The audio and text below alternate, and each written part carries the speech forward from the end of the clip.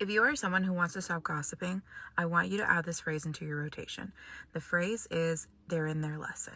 They are in their lesson. Anytime you're tempted to talk about somebody, they're in their lesson. Anytime you find yourself in a conversation where someone else is gossiping about someone who is not present and you really want to leave the conversation, but you want to do it in a way that doesn't feel abrasive, just say, sounds like they're in their lesson. The phrase they're in their lesson is really just a reminder that everyone is pretty much just in the middle of learning whatever they've been sent here to learn. While it's really easy to talk about other people, it's a stretch to remember that nobody really knows what they're doing.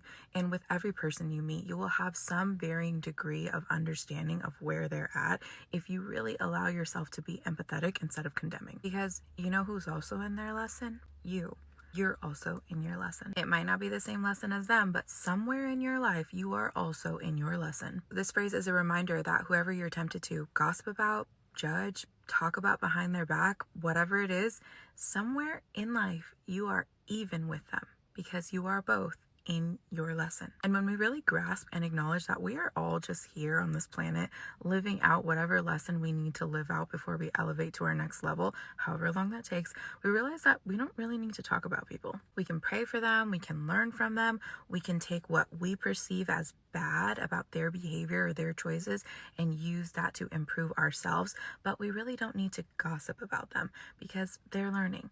And if we humble ourselves, we'll see that we're just learning too. So the next time you start a conversation that you realize maybe you shouldn't have started, or you find yourself in a conversation that you graciously want to exit, just use the phrase, sounds like they're in their lesson, and move on to the next subject.